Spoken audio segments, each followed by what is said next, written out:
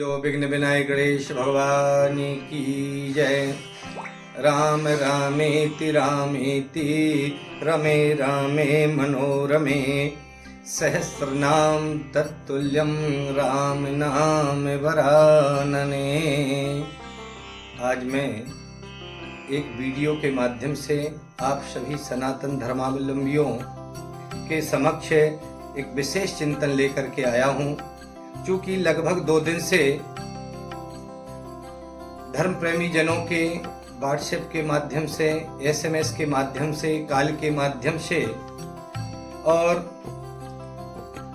अन्य संसाधनों के सोशल मीडिया के माध्यम से कॉल आ रहे थे कि गुरुजी मकर संक्रांति कब की है, कब मनाना चाहिए, 14 की है या 15 की है। हम आप सभी स्नेही जनों को बताना चाहते हैं कि अब मकर संक्रांति जो है लगभग 70 वर्ष पूर्व से जो 14 जनवरी को मकर संक्रांति चली आ रही थी, यह मकर संक्रांति अब लगभग 72 वर्ष, आने वाले 72 वर्ष तक अब 15 तारीख को ही मनाई जाएगी। अब प्रश्न उठता है कि 15 तारीख को क्यों? देखिए, सूर्य जो हैं एक अंश वृद्धि को प्राप्त होते हैं, तो लगभग 70 वर्ष से 14 जनवरी को मकर संक्रांति होती थी। अब आपने चिंतन किया हो कि गत 3-4 वर्ष से और 15 तारीख कभी 14 की रात्रि, कभी 15 को प्रातः काल और संक्रांति आती है। आप सभी से विनम्र निवेदन है, आप अपने संदेह की पूर्णता निवृत्ति कर लें। अब केवल 15 तारीख को 70 साल तक 15 तारीख को ही मकर संक्रांति मनाई जाएगी।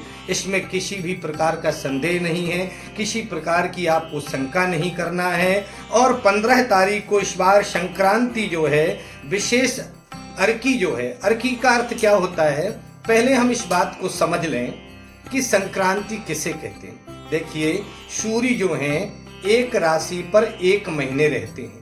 अभी जो है ये धनु राशि पर सूर्य चल रहे हैं। जब धनु राशि को से और मकर राशि में प्रवेश करते हैं, तो धनु राशि को छोड़ते छोड़ते जब मकर में प्रवेश करते हैं, जब दोनों संधि काल में जब सूर्य होते धनु और मकर में, इसी संक्रमण काल को संक्रांति कहते हैं।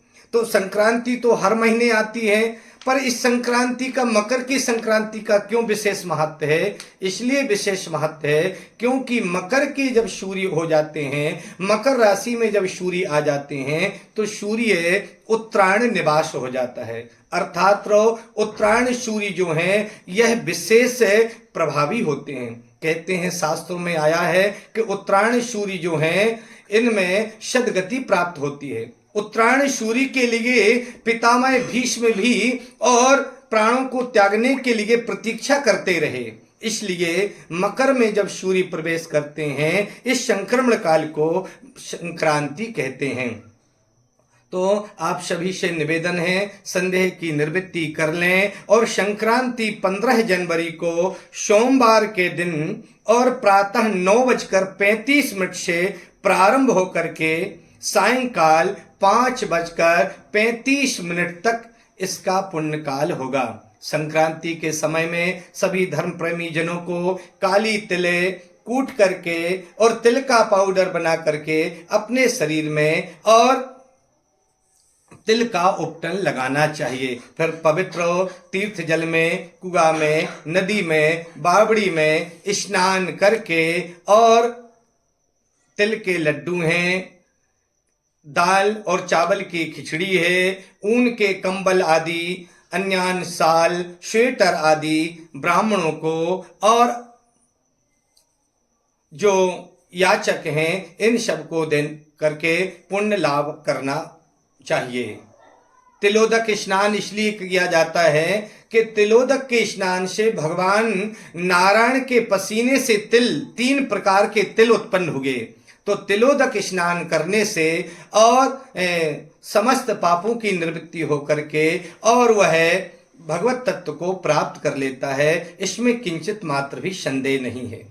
निवेदन है कि एक एक अंश सूर्य बढ़ते हैं। देखो, यदि विचार करें तो लगभग 900 वर्ष बीते हुए, 900 वर्ष पूर्व 1 जनवरी को संक्रांति होती थी।